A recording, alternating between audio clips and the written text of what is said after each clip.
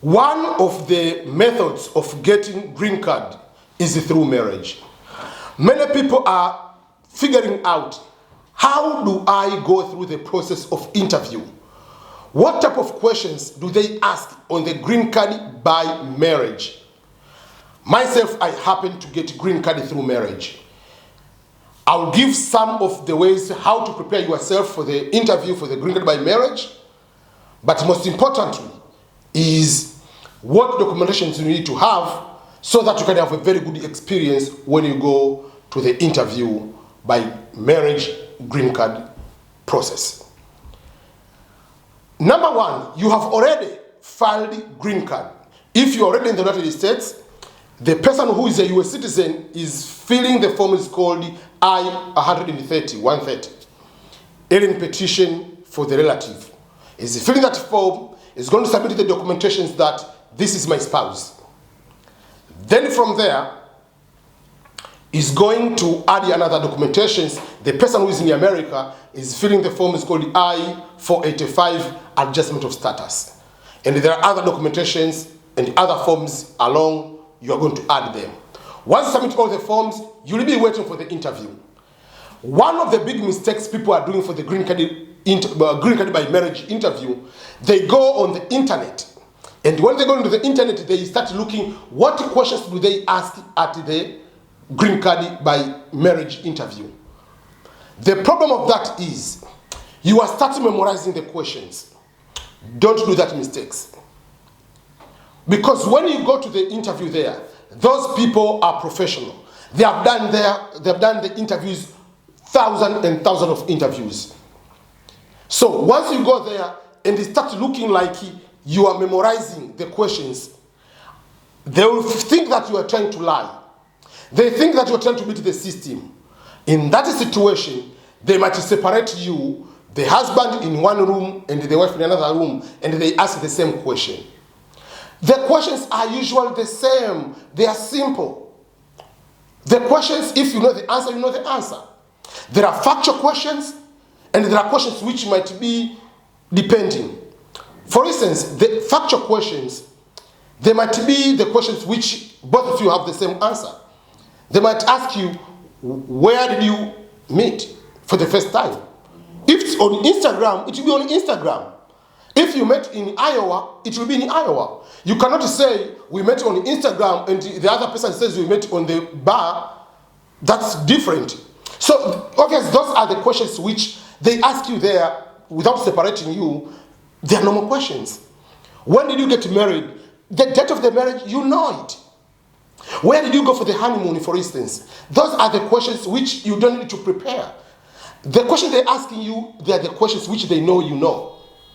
But if you start like, oh, let me think about whatever. So just go there, as long as you have a real marriage, it's a bona fide marriage, and you know the person. Even if you know the person, dated the person for a month or 2 months, there are questions which are normal. There are other questions that might be, what type of food do you like? No, that's our opinion questions. So they cannot tie you on this one. Because some people, they can live with the same household for 10 years. I don't care what I'm eating. Some people, they eat everything. They don't care what the favorite food you have. So don't start memorizing questions. Just continue your life with your spouse. And with that life, obviously the questions they will ask you, they will be the normal questions. Just like you meet your friend and they ask, oh, so where did you guys meet? What about this one? How have you been to Tanzania? If you are from Tanzania or whatever, that's how it is. You cannot, yes, they can ask the question maybe, do you know the family of your husband? How many are they? You can try to mention the number, but not all the time you might know exactly. But that is not the fault. You are not lying. For instance, I'm number 11 out of 13 children. My wife is not expected to know all the names of every single person. Obviously now with quite some time they know. But at that time, they're not expecting to know the 13 first, middle, last name. All those kind of things, they are best they know. They are not going to ask all those kind of questions. So you have to be more relaxed. Don't be too nervous. Even if you are not lying, they will think that you are lying. So those are how you have to prepare. Just know one another, you and your spouse. Make sure that the question they ask you, be honest.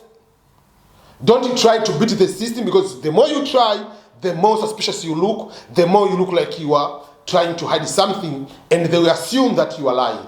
So that's how it is. And then after the interview, they might ask you, depending on the person, they will tell you now you are going to get the green card, or they will tell you wait for the answer in 10 days. So depending on the person is going to do the interview. On our interview, it was very interesting, because for me, when I got married, I didn't go to apply for green card right away. I got married on 2010 on May. I applied for green card almost end of 2011. In the year 2012, that is when I went for the interview around April. So it was almost nearby 2 years when I was going for the interview. And at that time, we already have a child. So we were on the interview. So the person, they know obviously you have a child together. Obviously the questions, they didn't ask me a specific question, like a specific, where did you get married, whatever.